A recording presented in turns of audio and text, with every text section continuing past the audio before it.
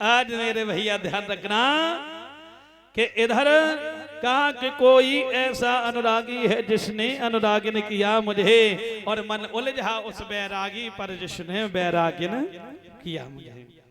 कहा कि मेरे बात समझ में नहीं आई, मतलब समझ में ऐसी नहीं आई कि सही सही बताओ।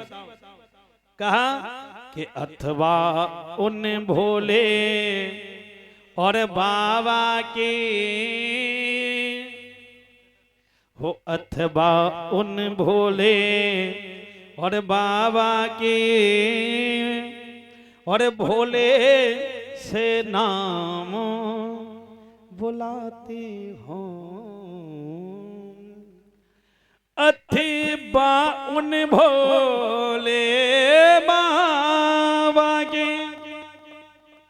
और भोले से नाम बुलाती हो, और इस पृथ्वी और सच को ये, और शंकर के नाम से गाती हूँ, अथवा उन वैष्णव। आज मेरे भैया जैसे इतने वचन कहे और कहने के बाद में कहा कि मैं भोले बाबा के नाम की माला जप रही, तो सप्त ऋषि कहने लगे गिरजा तुम का पागल हुई काहे? अरे भोले बाबा पर ना घर है ना परिवार है ना झोपड़ी है, तुम कैलाश पर्वत पर घाम में तच तच के मत जाइयो। कान लगे कछू होए, तुमने पूछी हमने बताई, अब चुपचाप चले जाओ यहाँ से, अब यहाँ से चले जाइएगा। आज जैसी इतने वचन कहे तो कहा ठीक है, हमें क्या बात, हमें क्या पता, तो हम जा रहे हैं। सप्त ऋषि तो वहां से गए, लेकिन इधर जब से सती जी खत्म हुई थी परीक्षित महाराज जी, तब से भोले बाबा समाधि लगाए हुए थे।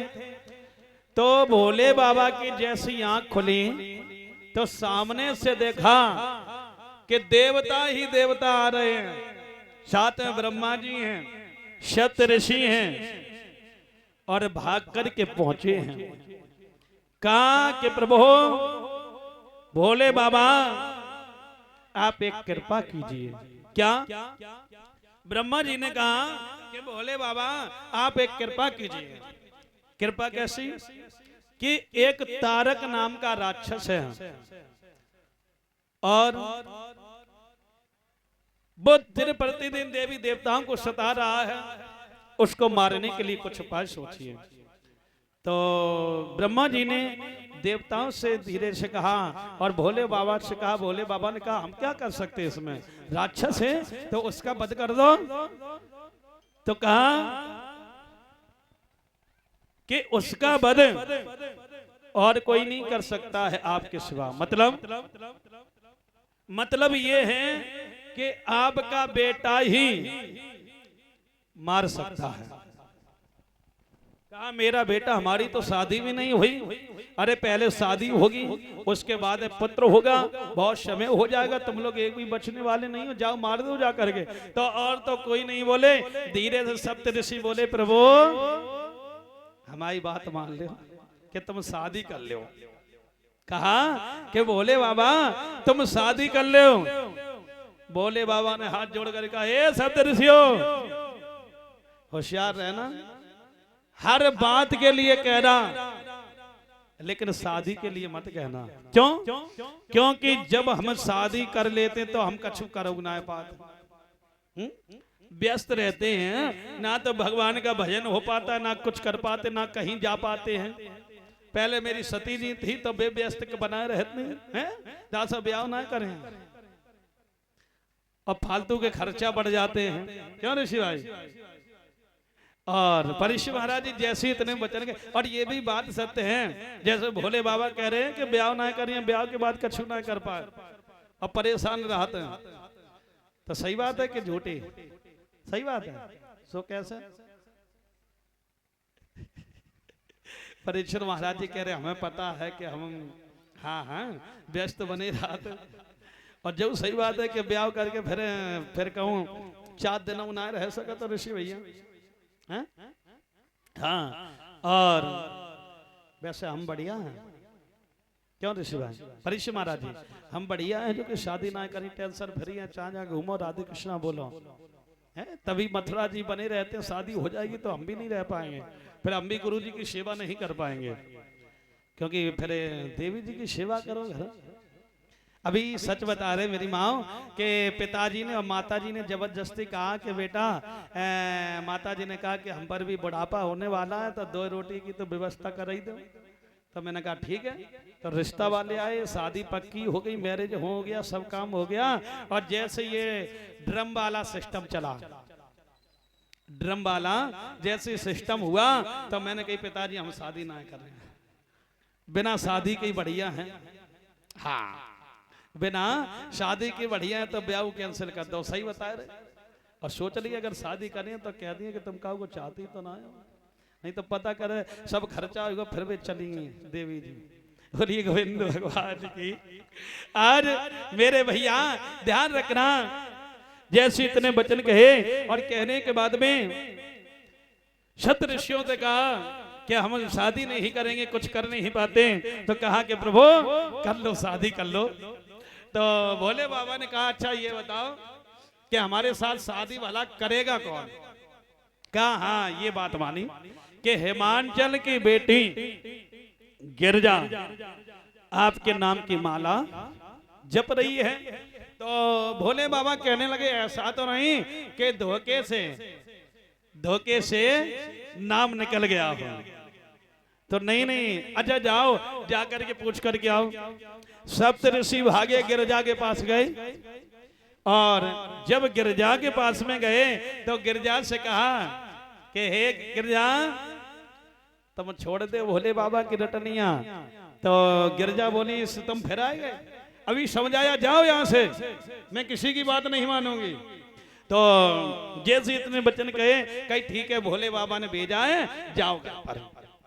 हिमांचल महाराज के यहाँ भी सूचना कर दी ऐसे ऐसे भोले बाबा शादी करना चाहते हैं। तो इधर भोले बाबा की बेटी गिरजा के यहाँ तैयारी हो रही और इधर भोले बाबा के यहाँ तैयारी हो रही है।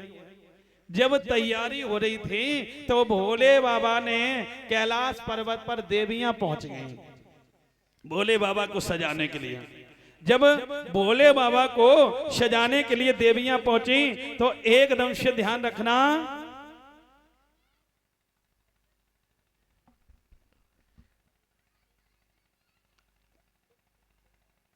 जब देवियां पहुंचे, हाँ खैर माफ करें क्योंकि इधर बताया है 2 मिनट का थोड़ी कथा बैक करेंगे क्योंकि ध्यान नहीं रहा परीक्षित महाराज जी, क्या क्षमा मांगे उस चीज के लिए। क्योंकि जब देवी देवता वो देवता जगाने के लिए पहुंचे थे तो देवताओं से पहले मन में सभी ने सोचा था कि भोले बाबा तो समाधि लगाए हैं कि भला उनको कौन जगाएगा। तो वहां पर सभी देवताओं ने मना कर दिया। तो तारक वो कामदेव पहुंचा कि हम जगाएंगे भोले बाबा को। तो कामदेव गया जगाने के लिए, फिर भी नहीं जागे। तो अपनी पत्नी रति को बाण बनाया, धनुष पर रखा, जैसे चलाया तो भोले बाबा के सीधे निशाने जाकर के बीच वाली आंख में लगा था, जिससे जैसी आंख खुली तो वही कामदेव जल करके राख हो गया था। क्योंकि देवताओं ने मना कर दिया था कौन जगाएगा, अगर क्रोध आ गया वो जल करके भस्म हो जाएगा। तो वही जगाया था। तो पत्नी रति ने कहा था कि भोले बाबा आपने तो मेरे पति को, यानी हमारे पति खत्म हो गए, मैं किनके सहारे रहूंगी। तो भोले बाबा ने वरदान दिया था कि थोड़ा सा समय रखो, भगवान कृष्ण के जो बेटा होंगे प्रघुम्न बेटा होंगे, उनके यहाँ तुम जाओगी दासी बन करके, अपने पति की सेवा करोगे जाकर के दासी बन करके। हाँ इतने ऐसा है दिमाग है परीक्षित महाराज, तो डिस्टर्ब थोड़ा सा निकल ही जाता है मन से। हाँ बोलिए गोविंद भगवान की खैर क्षमा मांगेंगे। तो आ जाए अब उसी प्रसंग से। तो जब इतने वचन कहे और अब भोले बाबा ने कहा, देवियों ने कहा देखो रुको, हम सज तो जाएंगे लेकिन पहले हम ये देखें कि मेरी बारात में भला जाएगा कौन। तो खड़े हुए कैलाश पर्वत पर एकदम से आवाज आ गई, अरे भैया हमारी बारात में कौन कौन चलेगा, हाथ उठाओ। किन की बारात में? हमारी में। हमारी में ना है, भोले बाबा की। अच्छा ना हाथ डराए ना है महाराज, सबको बुलाइए अपनी बारात में। हाँ महाराज जी कह रहे कि जे डराए गए इतने लोगों ने कहा लेवाए जाए, सबको बुलाइए, चिंता ना करो। हाँ बोलिए गोविंद भगवान की। तो भोले बाबा ने कहा कि हमारी बारात में कौन कौन चलेगा, तो और तो कोई ना बोले, शुक्र शनिचर बोल लगे, अरे भैया